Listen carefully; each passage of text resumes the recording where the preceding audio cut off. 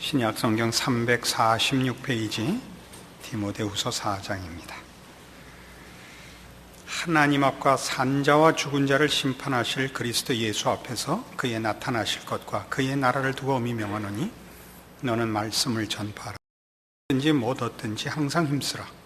범사에 오래 참음과 가르침으로 경책하며 경계하며 권하라. 때가 이르리니 사람이 바른 교훈을 받지 아니하며 귀가 가려워서 자기의 사욕을 쫓을 스승을 많이 두고 또 그 귀를 진리에서 돌이켜 허탄한 이야기를 쫓으리라. 그러나 너는 모든 일에 근신하여 고난을 받으며 전도인의 일을 하며 네 직무를 다하라. 관제와 같이 벌써 내가 부음이 되고 나의 떠날 기약이 가까웠도다. 내가 선한 싸움을 싸우고 나의 달려갈 길을 마치고 믿음을 지켰으니 이제후로는 나를 위하여 의의 면류관이 예비되었으므로 주 곧 의로우신 재판장이 그날에 내게 주실 것이니 내게만 아니라 주의 나타나심을 사모하는 모든 자에게니라. 사도 바울이 이제 이 디모데후서 이 편지를 마무리하고 있습니다. 여태껏 권면하고 강조했던 모든 내용들을 이제 마무리하면서 이 복음을 전하는 사역의 중요한 것을 종말론을 근거하여 이제 디모데에게 다시 한번 확신시키고 있습니다. 시작을 하는 첫 절에도 하나님 앞과 산자와 죽은 자를 심판하실 그리스도 예수 앞에서 그의 나타나실 것과 그의 나라를 두고 라는 종말론적인 근거로 이 내용을 시작하고 있고, 8절에도 이제후로는 나를 위하여 의의 면류관이 예비되었으므로 주 곧 의로우신 재판장이 그날에 내게 주실 것이니 내게만 아니라 주의 나타나심을 사모하는 모든 자에게니라 라고 해서 종말론으로 이 결론을 분명하게 디모데에게 확신시키고 각인시키고 있습니다. 아시는 대로 종말론이라는 것은 이제 역사의 끝, 세상의 끝, 우리 믿음의 결국을 말하고 있는 것입니다. 우리 기독교 신자들에게 있어서 우리가 믿는 종말이란 하나님의 뜻과 하나님의 약속이 다 이루어지는 그 결국을 말합니다. 그것을 우리는 다른 표현으로 진리와 생명이라고 얘기하는데, 그 이유는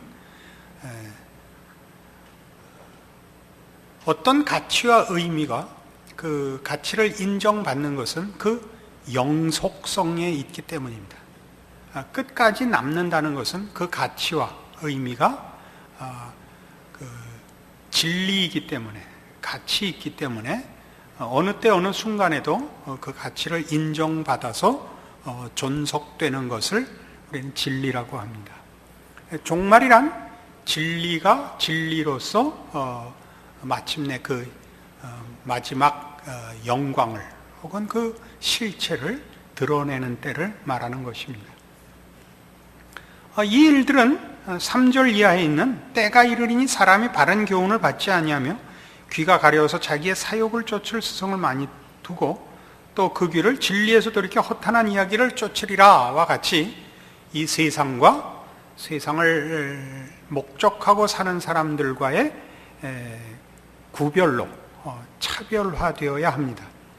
세상이 추구하는 것과 우리가 추구하는 것은 다르며, 그런 차원에서 복음을 전하는 일은 고난이 따르게 되어 있습니다.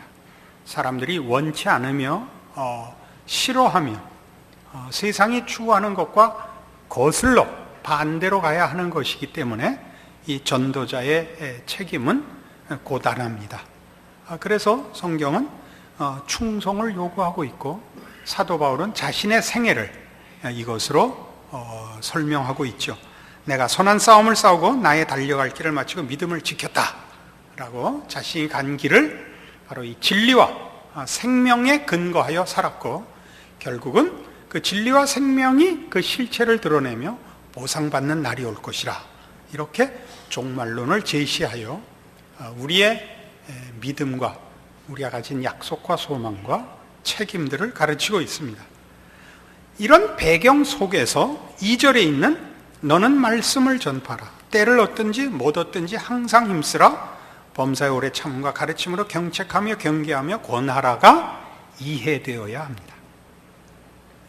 아주 단순하게 그러니까 전도를 해야 된다. 우리가 믿는 믿음들을 모두에게 전파해야 된다 하는 것은 당연한 일입니다. 아주 당연한 일입니다.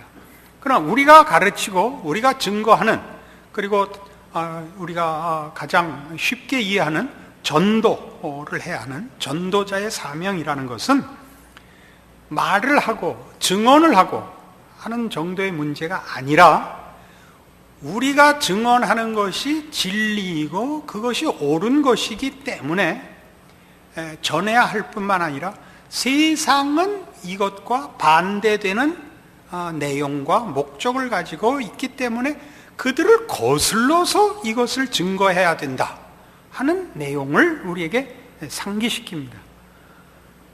그것은 말로 할 수 있는 것이 아니고, 그 말하는 것을 생활로 보여야 하고 실천해야 하고 존재로 나타내야 하며, 그런 차원에서 이 전도자의 책임은 그의 존재와 삶의 모습으로 보여야 되는데, 그건 세상의 가치나 세상의 풍조를 거스르는 것으로 보여야 됩니다. 그렇지 않으면 그것은 여기 있는 대로 때를 얻든지 못 얻든지라든가 5절에 있는 근신하여 고난을 받으며 라는 그 표현들을 다른 것으로 이해할 방법이 없습니다. 우리가 책임져야 하는, 우리가 믿고 옳다고 믿는 우리 믿음의 내용들을 세상 사람들에게 증거할 때 바로 이런 근거 위에서, 종말론적인 이해 위에서 우리가 믿고 증언하는 것들이 세상이 달가워하지 않고 세상이 추구하는 것과 다르다는 것을 우리가 증언하려고 하는 그 내용들, 우리가 설명하고 표현하는 내용들로 우리의 삶을 정의하고 우리의 삶을 내용화하지 않고는 우리의 증언은 쓸모가 없고, 그렇게 우리가 전하려고 하는 것을 우리의 삶과 존재의 내용으로 실천하여 이 증언을 하려고 하면 우리는 세상살이에서 고단할 수밖에 없습니다.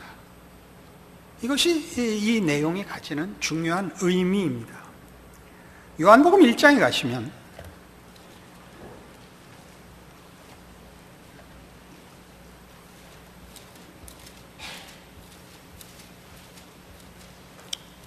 요한복음 1장에서 예수 그리스도에 대한 설명 속에 이런 설명이 있습니다.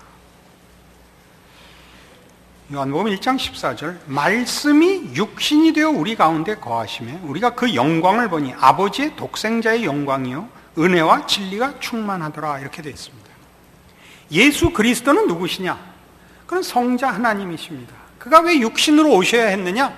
그는 말씀이신데, 성경에서 말씀이라는 것은 하나님의 의지요, 하나님의 작정이요, 하나님의 성품이요, 하나님의 약속들입니다.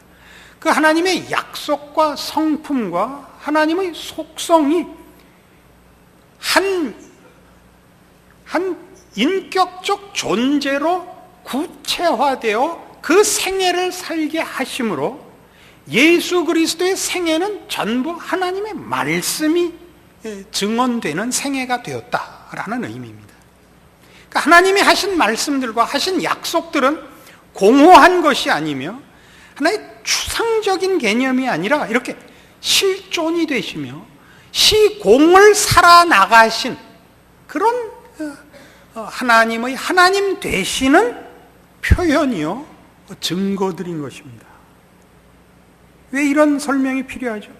우리가 하나님을 믿고 복음을 믿고 하나님의 사람이라고 고백을 하면 우리의 생애는 우리가 고백하고 믿는 내용들로 채워진, 그것이 그냥 내용이 아니라 그 내용이 우리의 삶을 살고 우리라는 인격을 구체화해야 되는 말씀이 되어야 한다, 그런 뜻입니다. 물론 우리는 이걸 다 만점을 맞을 수 있는 사람들은 아닙니다. 그러나 이 싸움을 해야 되는 사람이고 잊지 않아야 되고, 이것이 없이는 우리의 전파하는 것들은 허공을 치게 됩니다. 말이란 보통 그렇습니다. 누구나 그 좋은 말들을 하죠. 나는 네 편이야. 나는 너를 제일 귀하게 생각해. 그럼 어떻게 해야 되죠? 일단 시간을 내야 됩니다. 성의를 보여야 됩니다. 필요할 때 같이 있어줘야 됩니다. 나는 네 편이고 네 친구라 해놓고도 가장 필요한 때 같이 있지 않고 가장 기쁠 때 같이 있지 않으면 그건 우리가 믿을 수가 없습니다. 그렇지 않습니까? 말은 쉽거든요. 그 말이 우리의 존재와 삶을 그 책임 있게 구체화하지 않으면 우리의 증거들은 힘이 없습니다. 우리 성도들에게 요구하는 성경의 요구는 바로 이것입니다. 예수 그리스도께서 그러신 것처럼 그걸 목표로 삼아서 우리의 고백들이 우리의 삶을 규정해야 됩니다. 우리의 존재와 인격을 규정해야 됩니다. 그리고 이 노력을 하셔야 됩니다. 그래서 늘 삶을 마감하고 삶이라면 너무 큰데 하루살이 그러면 안 되잖아요. 하루를 살고 저녁에 자기 위해서 눕거든 후회도 있고 가슴을 치기도 하고 가슴 아파하고 갈등이 있고 그래야 됩니다. 그래서 늘 체념하고 있으면 안 됩니다. 체념하고 있는 건 그만둔 겁니다. 우린 늘 만족하지 못합니다. 살아있는 동안에 우리의 현실일 것입니다. 그러나 포기하지 않아야 되고 포기하지 않는 자만이 후회가 있고 눈물이 있고 한탄이 있는 겁니다. 그것이 없으면 신앙생활은 그때부터 잠을 자게 됩니다. 여러분들이 늘 자랑할 것이 있기를 바랍니다. 그러나 우리의 이 현실 생활 속에서 신자가 자기 신앙을 만족할 수 있는 날은 없을 것입니다. 그러나 그 만족을 위하여 오늘 가슴을 쳐야 됩니다. 이 일은 꼭 있어야 됩니다. 마태복음 11장에 가시면 예수님께서 이렇게 세례 요한의 이 질문에 답하신 장면이 나오죠. 마태복음 11장 2절 요한이 옥에서 그리스도의 하신 일을 듣고 제자들을 보내어 예수께 여짜오되 오실 그이가 당신이 오니까 우리가 다른 일을 기다리오리까. 예수께서 대답하여 가라사대 너희가 가서 듣고 보는 것을 요한에게 고하되 소경이 보며 앉은 뱅이가 걸으며 문둥이가 깨끗함을 받으며 귀머거리가 들으며 죽은 자가 살아나며 가난한 자에게 복음이 전파된다. 이게 무슨 말입니다? 천국이 임했죠. 예수 그리스도로 인하여 멸망받아 마땅한 세상에 천국의 용서와 화해가 임했습니다. 예수님이 당신이 메시아라는 것을 이렇게 증언했습니다. 그럼 세례 요한은 왜 이 질문을 했는가? 그가 옥에 갇혀서 예수님이 하신 얘기를 들으니까 자기가 기대한 일을 안 하고 계십니다. 요한이 기대한 것은 메시아가 오면 정치적, 군사적 승리를 이스라엘에게 갖다 줄 거라고 믿었습니다. 그런데 예수님은 정치적, 군사적 행동은 하나도 하지 않고 그저 죄인들을 찾아다니고 어려운 사람들 찾아다니고 하잘것없는 일 같은 것들을 하고 계시는 겁니다. 그러니까 요한이 답답해졌죠. 자기가 증거해놓고도 메시아가 맞나? 그래서 제자들을 보내어 물었습니다. 당신이 내가 기다리던 메시아가 맞습니까? 예수님이 다른 얘기 안 했어요. 맞다 틀리다가 아니라 너희 보고 들은 것을 가서 고해라. 귀머거리가 듣고 앉은 뱅이가 일어나고 죽은 자가 살아난다. 신자들에게 당신이 얼마나 믿음이 좋으냐, 당신의 비전이 뭐냐, 이런 것은 1차적으로 물을 질문은 저는 아니라고 생각합니다. 그의 삶과 존재가 세상은 하지 못하는 것, 세상은 귀머거리를 듣게 하지 못하며 앉은 뱅이를 일으키지 못하며 죽은 자를 살리지 못합니다. 똑같이 그렇습니다. 신자와 불신자의 차이는 신자만이 할 수 있는 것과 세상 사람은 하지 못하는 것 사이에 차별이 있습니다. 그건 뭐냐면 인간이 죄의 영향에서 벗어나 하나님이 허락하신 하나님의 속성 안에, 신적 성품 안에 우리를 불러 거룩하게 만드신 인격의 변화입니다. 신령함과 거룩함의 다름입니다. 우리는 비로소 참다운 하나님의 백성의 아름다움을 가지고 그 순결함을 가지고 용서하고 기다리고 겸손하고 사랑할 수 있습니다. 그러니까 사실은 교회 오면 이게 제일 없습니다. 뜻밖의. 왜냐하면 우리는 교회 공동체에서도, 신앙 공동체에서도 자신의 신앙을 확인하는 방법이 정열입니다. 한국교회의 특징은 이걸 것입니다. 정열과 희생적인 헌신입니다. 그러니까 우린 열심에 있어서는 유래를 찾아볼 수 없는 민족입니다. 그 열심이 특심해서 서양 사람들이 한국교회 오면 제일 겁내는 게 뭐냐면, 이 나라 신자들은 새벽 기도회를 한대. 금요일마다 철야를 한대. 여기에 그냥 어쩔 줄을 몰라요. 새벽 기도 왔다 돌아가면서 신호 위반하고 가는데 그냥 나가 뒤집어지는 거예요. 이건 이제 물론 각 나라의 문화와 정서의 차이입니다. 우리의 한국 국민의 정서적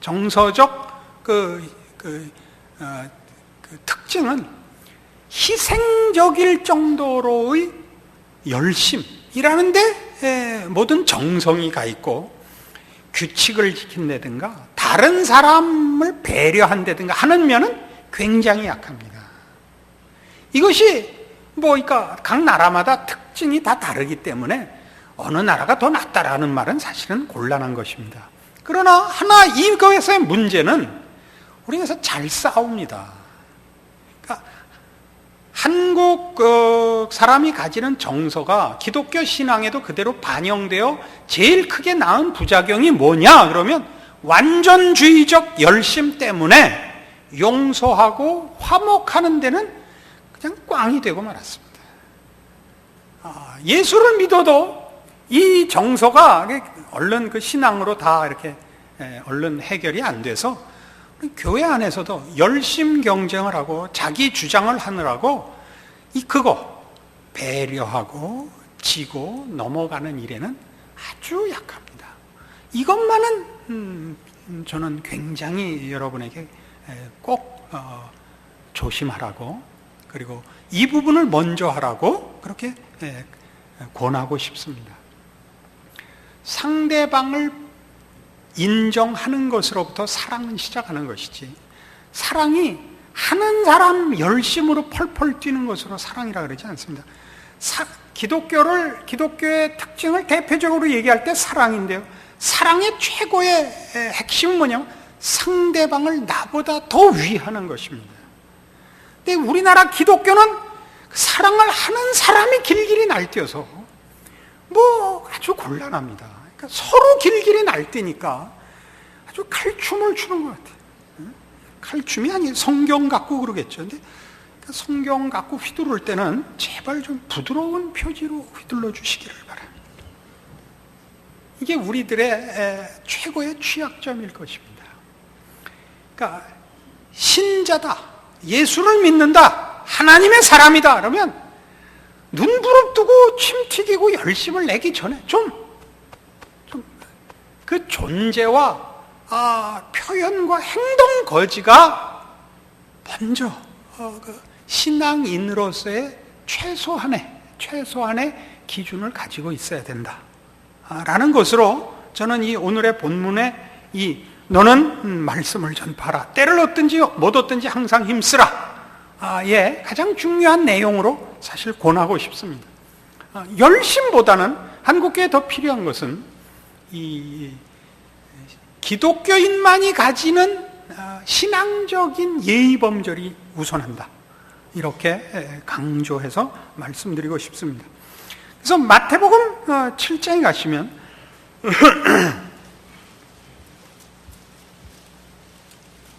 이 문제를 예수님께서 직접 산상수훈에서 이렇게 가르치셨습니다.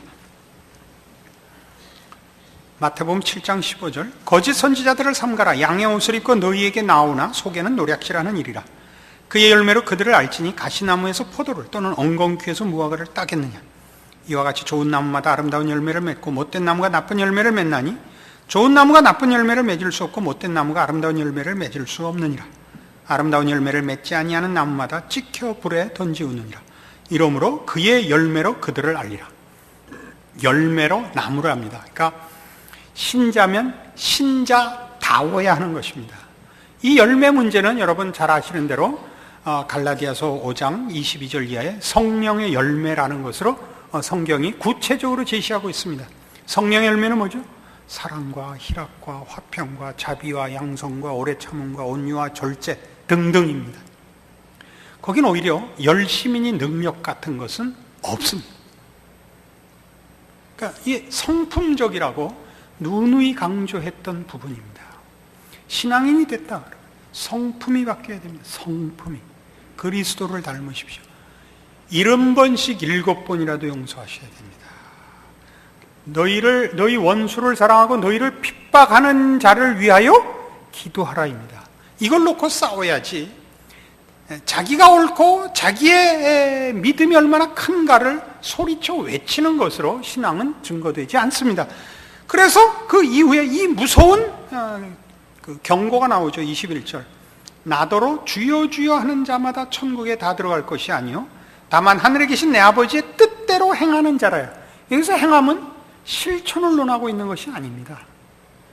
그 아버지의 뜻대로 행하는 결과가 나타나는 본질, 그런 존재가 되어야 하는 것입니다. 그 앞에 있었던 열매로 그들을 안다 라는 말과 일치되는 것입니다. 여기서 열매는 많이 맺자가 아닙니다. 그 나무에 나무된 표는 열매입니다. 그 나무와 열매를 따로따로 연결할 수는 없는 것입니다. 그런 차원에서 아버지의 뜻대로 행하는 자라는 것은 아버지의 뜻대로 생겨먹은 자를 말하는 것이요. 뭐라 그래요? 그거를 이렇게 경고하죠. 그날에 많은 사람이 나더러 이르되 주여 주여 우리가 주의 이름으로 선지자 노릇하며 주의 이름으로 귀신을 쫓아내며 주의 이름으로 많은 권능을 행치 아니하였나이까 하리니 그때 내가 저희에게 밝히 말하되 내가 너희를 도무지 알지 못하니 불법을 행하는 자들아 내게서 떠나가라 하리라. 여기서 왜 불법을 행하는 자, 왜 행함이 자꾸 나오죠? 실천을 요구하고 있는 것이 아닙니다. 이런 행함이 나온 건 그 본질이 잘못되어 있기 때문이다. 사과가 달렸으면 사과나무다 그 얘기입니다. 포도가 달렸으면 포도나무다 이겁니다. 포도나무가 생각하고 결심해서 그 해의 열매를 스스로 선택하는 법은 없습니다. 올해는 사과를 열자, 올해는 감을 열자, 작년에는 호두가 비쌌대더라 이러는 건 없습니다. 나무는 그 열매를 나무된 대로 낼 수밖에 없습니다. 그래서 행함이라는 얘기로 연속되고 있지만 본질 싸움을 하고 있는 겁니다. 뭐에 속지 말라고요? 선지자 노릇하고 귀신 쫓아내고 권능 행한 것이 다가 아니라니까요. 본질적으로 그 존재가 누구냐입니다. 누구냐. 이것이 말하자면 복음을 전파해야 되는, 신앙을 고백하고 증언해야 되는 신자들이 세상 가운데서의 하나님의 백성으로서의 책임에 있어서 본질이요 우선해야 되는 내용입니다. 우리는 세상이 우리를 반대할 때도 신자로서 존재하고 살아야 하며, 세상이 우리 편을 든다고 할지라도 세상과 희희낙낙하고 있을 수 없는 자입니다. 우리는 사도 바울의 얘기대로 하자면 내게 능력 주시는 자 안에서 내가 모든 것을 할 수 있다라는 제한 속에 있어야 합니다. 예수 그리스도 안에서만 우리의 삶은 의미를 가지며 정당하며 그 이외의 것에 우리는 우리의 생각을 나눌 수 없습니다. 이것이 오늘 바울이 이 디모데서를 편지를 디모데에게 보내는 편지를 마무리하면서 디모데에게 주는 간곡한 경고며 다짐이며 우리 모든 성도들을 향하여 하는 귀한 교훈입니다. 여러분의 신앙을 점검할 때 우리가 믿고 기다리고 하는 모든 것들로 오늘을 살아내지 않으면, 나라는 존재를 바꿔내지 않으면 우리는 참으로 불행한 신자가 될 것입니다. 왜냐하면 우리는 세상 사람들 같이도 못 살고 신자 같이도 못 살아서 서 있을 자리가 없고 할 말이 없는 존재가 될 것입니다. 여러분이 가지신 믿음과 소망과 약속들의 귀한 것들을 확인하셔서 어차피 이제 세상으로 가긴 글렀죠. 하나님의 자녀인 것은 분명한데 그렇게 살기에 겁이 나십니까? 신앙이란 우리가 믿는 것이 세상이 믿는 것과 다른 것이며, 그 다른 것은 세상이 믿는 것은 아무것도 아닌 세상이요. 우리가 믿는 것은 천지를 지으시고 우리를 심판하실 유일하신 하나님이십니다. 우리가 세상을 겁낼 필요가 없습니다. 우리가 옳은 자이며 우리가 더 큰 힘의 보호를 받고 있으며 우리의 삶과 우리의 믿음들이야말로 진리고 생명입니다. 우리의 존재와 우리의 삶을 통하여 하나님이 영광 받으시며 기적을 이루실 것입니다. 우리는 두려워서 숨어 있어야 할 이유가 없는 하나님의 귀한 제사장이요 왕들입니다. 그 삶을 사시는 여러분들 되시기를 바랍니다. 기도하십시다. 하나님 아버지 은혜를 감사합니다. 하나님의 자녀로 산다는 것, 우리가 고백하는 믿음의 귀한 것, 우리 자신과 우리의 생애에 펼쳐내기로, 그리고 우리 존재의 내용으로 구체화하기로 이제 약속합니다. 어려울 것입니다. 쉽지 않은 일입니다. 세상이 우리를 시험하고 핍박하며 우리 속에서부터 힘없는 유혹과 게으름과 타협하는 모든 방해가 일어날 것입니다. 그러나 하나님께서 예수 그리스도 안에서 우리를 찾아오사 성령 하나님이 우리의 영혼을 깨우시고 우리의 온 존재로 주 앞에 무릎 꿇게 하사 고백해 하신 주는 그리스도시요 살아계신 하나님의 아들이시라는 이 고백이 가지는 힘을 이제 인식하고 믿음으로 하나님의 자녀로 살아 하나님의 자녀가 가지는 특권들을 누리는 기적과 승리와 가치와 자랑으로 사는 인생을 살기로 작정하게 하시옵소서. 그래서 우리가 사는 곳에서 우리의 믿음이 가지는 힘과 그 생명과 그 기적이 결실하는 귀한 삶을 사는 우리 모두의 인생이 되게 하사 하나님 영광 받으시며 우리를 부르신 것처럼 우리를 통하여 부르시려는 아직도 주 앞에 돌아오지 못한 영혼들 앞에 귀한 하나님의 은혜와 기적의 손길이 되는 우리의 삶이 되게 하여 주시옵소서. 예수님 이름으로 기도합니다. 아멘.